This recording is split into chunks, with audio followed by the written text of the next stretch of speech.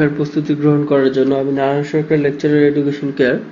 আমি আজকে যেই চ্যাপ্টারটি নিয়ে আলোচনা করব সেটি মূলত ইন্টারমিডিয়েট সেকেন্ড ইয়ারের অ্যাকাউন্টিং সেকেন্ড পেপারের চ্যাপ্টার যৌথ মূলধনী কারবারের মূলধন বা শেয়ার ইস্যু। চ্যাপ্টারটির নাম দুটি দেওয়ার কারণ হচ্ছে বিগত সিলেবাসে এই সেম চ্যাপ্টারটির নাম ছিল শেয়ার ইস্যু, আর বর্তমানে যৌথ মূলধনী কারবারের মূলধন।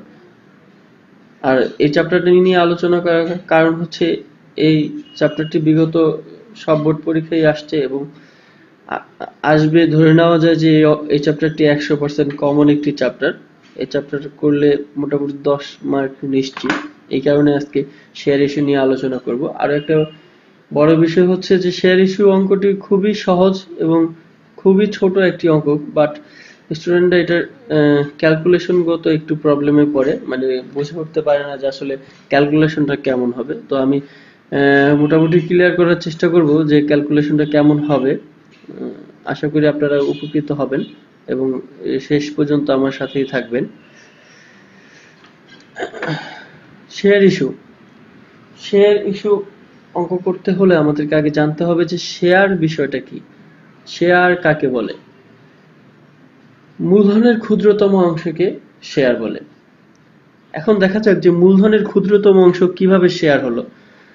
কোনো একটা কোম্পানি যদি বিজনেস করতে চায়, বড় কোনো কোম্পানি, তাকে অবশ্যই প্রচুর পরিমাণ মূলধন দরকার হয়, কিন্তু সেই মূলধন তার একার পক্ষে জোগাড় করা সম্ভব হয় না। এই কারণে সে জনসাধারণের নিকট শেয়ার ইস্যু করে। ধরে নেওয়া যাক যে একটি কোম্পানির বিজনেস করার জন্য 1000 টাকা মূলধন দরকার। সে এই 1000 টাকা তার একার পক্ষে অ্যারেঞ্জ করা সম্ভব হচ্ছে না। সে 1000 টাকাকে কি করলো, ছোট ছোট 10টা ভাগে বিভক্ত করলো। আর এই 10টা ভাগে বিভক্ত করলে 1000 টাকার ক্ষুদ্র একটা ভাগ হচ্ছে 100। এটার তুলনায় এটা ক্ষুদ্র, তো তাদের টোটাল মূলধন হচ্ছে কত, 1000, আর এটার ক্ষুদ্রতম অংশ হচ্ছে 100। এই 100 টাকাই হচ্ছে মূলত শেয়ার।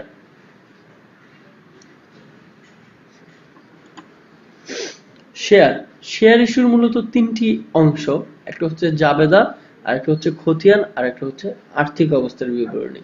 জাবেদার সাথে আমরা ইতিমধ্যে সবাই পরিচিত, নবম দশম শ্রেণীতে আমরা জাবেদা করেছি, একাদশ শ্রেণীতে। এরপর হচ্ছে খতিয়ান, এবং ব্র্যাকেটে লেখা আছে ব্যাংক হিসাব। খতিয়ানের ব্যাংক হিসাব বলতে বোঝাচ্ছি আমরা এখানে শুধু ব্যাংক হিসাবের খতিয়ানটাই করব, আর কোনো কিছু করার দরকার নেই। কারণ মূলত বেশিরভাগ ক্ষেত্রে বেশিরভাগ কোশ্চেনে খতিয়ানের ব্যাংক হিসাবটি করতে বলে। এরপর হচ্ছে আর্থিক অবস্থার বিবরণী। এখানে আর্থিক অবস্থার বিবরণী বলতে যে টোটাল আর্থিক অবস্থার বিবরণী আছে ওইটা করব না, আমরা শুধু আর্থিক অবস্থার বিবরণী নামে যে অংশটুকু আছে সেটা করব। আর্থিক অবস্থার বিবরণীতে বিশদ আয় বিবরণী আছে, মালিকানা সত্ত্ব বিবরণী আছে, আর্থিক অবস্থার বিবরণী আছে। আমরা এখানে আয় বিবরণী করব না, মালিকানা সত্ত্ব বিবরণী করব না, শুধু আর্থিক অবস্থার বিবরণীটাই করব। তাহলে এই 3টি অংশ কি, জাবেদা, খতিয়ান করব হচ্ছে শুধু ব্যাংক হিসাবে, আর আর্থিক অবস্থার বিবরণী শুধু আর্থিক অবস্থার বিবরণী নামে যে অংশটুকু আছে শুধু ওইটাই করব। এরপর হচ্ছে জাবেদাতে যাওয়ার আগে আমাদেরকে আগে জানতে হবে যে এটার ক্যালকুলেশনটা কেমন হবে। আমরা যদি কোনো প্রতিষ্ঠান যদি বাজারে শেয়ার ইস্যু করতে চায়, তাহলে তাকে সংশ্লিষ্ট প্রতিষ্ঠান থেকে অনুমোদন নিতে হবে। অনুমোদন মূলত দুটি জিনিসের নেওয়া হয়, একটা হচ্ছে সংখ্যা আর একটা হচ্ছে দর। দুইটা জিনিসের অনুমোদন না হয়, একটা হচ্ছে সংখ্যা আর একটা হচ্ছে দর। সংখ্যাটাকে ধরে নেওয়া যাক যে একটি কোম্পানিকে অনুমোদন দেওয়া হলো যে তারা তাদের শেয়ার 10 টাকা করে বিক্রি করতে পারবে এবং সর্বোচ্চ 100 পিস শেয়ার তারা বিক্রি করতে পারবে। এটা হচ্ছে তাদের অনুমোদন দেওয়া হলো। দাম হচ্ছে 10 টাকা করে আর সংখ্যা হচ্ছে 100 পিস। সংখ্যার ক্ষেত্রে অনুমোদিত সংখ্যার থেকে কম বিক্রি করা যাবে, সমান বিক্রি করা যাবে, কিন্তু বেশি বিক্রি করা যাবে না। এখানে অনুমোদিত সংখ্যা আছে 100 পিস, আমরা চাইলে 90 পিস বিক্রি করতে পারবো, অথবা সর্বোচ্চ 100 পিস পর্যন্ত বিক্রি করতে পারবো। কখনোই 101 পিস বিক্রি করা যাবে না। আবারও বলতেছি যে সংখ্যার ক্ষেত্রে অনুমোদিত সংখ্যার থেকে কম বিক্রি করা যাবে, সমান বিক্রি করা যাবে, কিন্তু বেশি বিক্রি করা যাবে না। নেক্সট, দর দরের ক্ষেত্রে কম বিক্রি করা যাবে, বেশি বিক্রি করা যাবে, সমান বিক্রি করা যাবে। কম বিক্রি করলে সেটার নাম হবে অধিহার। সাপোজ আমাদের অনুমোদিত দর ছিল হচ্ছে 10 টাকা, আমরা চাইলে 8 টাকা বিক্রি করতে পারবো, আমরা চাইলে 12 টাকা বিক্রি করতে পারবো, আমরা চাইলে 10 টাকা বিক্রি করতে পারবো। যদি অনুমোদিত দরের চেয়ে কম বিক্রি করি তাহলে সেটার নাম হবে অবহার, আর অবহারটা হবে ডেবিট। আর যদি বেশি বিক্রি করি সেটা হচ্ছে অধিহার, অধিহারটা হবে ক্রেডিট। আর সমান বিক্রি করলে সমহার। আবারও বলতেছি, দরের ক্ষেত্রে আমরা কম বিক্রি করতে পারবো, বেশি বিক্রি করতে পারবো, সমান বিক্রি করতে পারবো। কম বিক্রি করলে নাম হবে অবহার, অবহার একটা নাম হচ্ছে অনুহার, আর একটা হচ্ছে বাট্টা। আর অধিহারের আরেকটা নাম হচ্ছে প্রিমিয়াম, আর সমান বিক্রি করলে সমহার।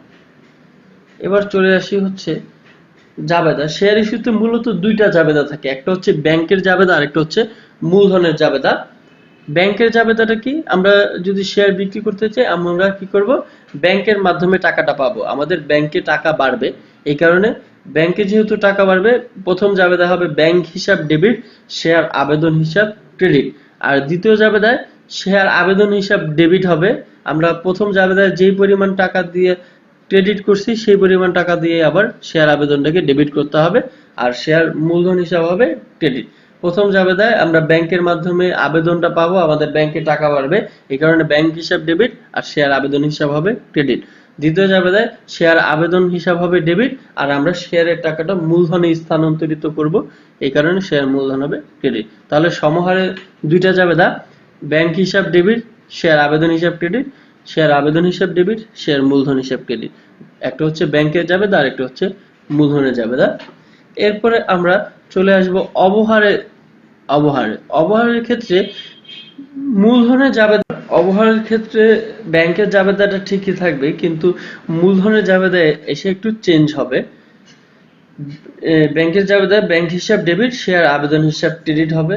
আর দ্বিতীয়টা মূলধনের জাবেদায় শেয়ার আবেদন হিসাব ডেবিট হবে, আর শেয়ার অবহারটা এখানে হবে ক্রেডিট, আর শেয়ার মূলধন হিসাব হবে ক্রেডিট।